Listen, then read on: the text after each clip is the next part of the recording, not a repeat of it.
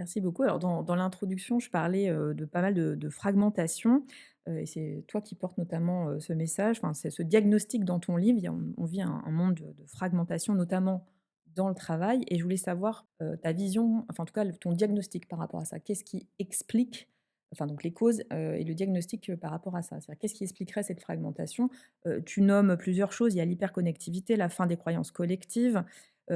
Tu parles d'une mosaïque d'identités individuelles et communautaires.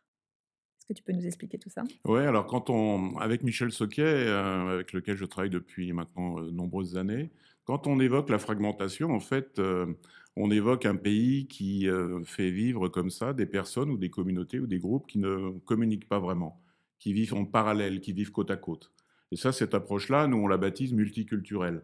Mmh. C'est-à-dire que je travaille avec quelqu'un, mais je ne connais pas vraiment son histoire de vie.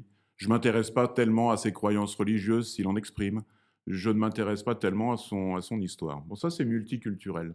Et c'est vrai que beaucoup d'aspects aujourd'hui nous amènent à constater que dans les espaces de travail, il y a beaucoup de personnes qui nous disent on a de moins en moins de temps pour agir et trouver le sens de l'utilité des choses, mais dans le même temps, on a de plus en plus de personnes à qui on doit rendre compte de ce qu'on fait.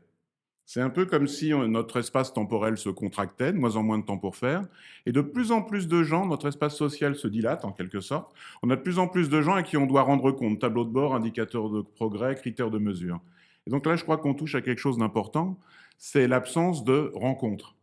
Et donc, si on veut passer de la fragmentation, qui est un paysage en quelque sorte avec plein de trous entre les relations, à l'archipel, qui est une figure positive dont on va reparler tout à l'heure, à ce moment-là, c'est important pour nous, il convient de transformer le rendez-vous. Un rendez-vous, ça se pose dans un agenda, puis ça s'écarte en rencontre. Et un des enjeux pour moi du passage de la fragmentation à l'archipel, dans l'espace des entreprises notamment, c'est de favoriser les conversations, c'est de pouvoir en fait vivre des rencontres. Une rencontre, c'est une posture d'accueil à l'inconnu. C'est d'abord une posture d'accueil à l'inconnu. Et donc c'est un travail magnifique dont on va parler, mais de formation des lignes managériales, d'étonnement volontaire de l'équipe dirigeante.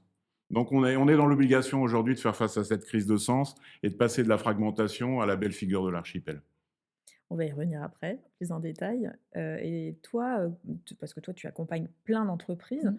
cette fragmentation, comment elle se manifeste? Est-ce que déjà tu l'observes, sur le terrain?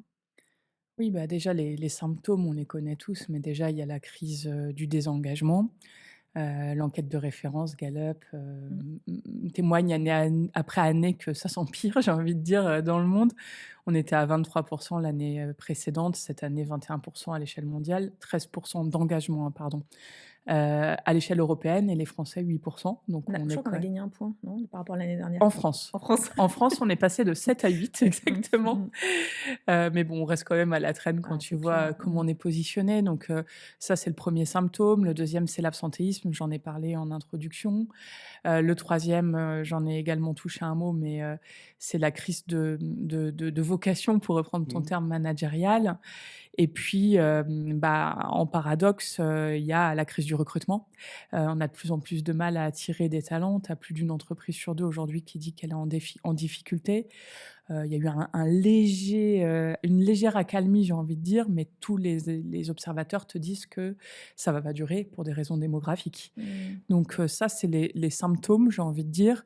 Et comment, on vit ça dans l'entreprise? Bah, avec une grogne à tous les niveaux quelque part. Des dirigeants épuisés, des managers qui ont plus envie de manager, et un sentiment de manque d'équité, Ouais. et de reconnaissance dans les équipes qui va croissant et qui amène, voilà Et c'est ça une donc grogne.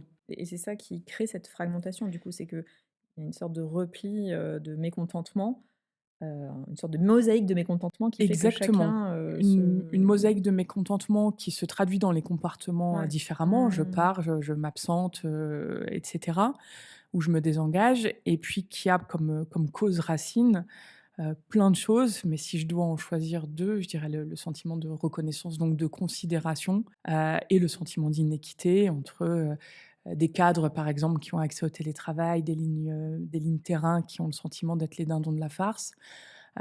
Et on voit bien que, par exemple, l'absentéisme est parfois une réponse à dire: «Bah, déjà que moi j'ai pas le droit au télétravail, en plus on m'en demande toujours plus, mon travail il est pénible. bon, ben, je vais un petit peu faire ma propre loi, à l'intérieur de l'entreprise et potentiellement, ben, m'absenter, soit uniquement moralement, soit aussi Mmh. physiquement.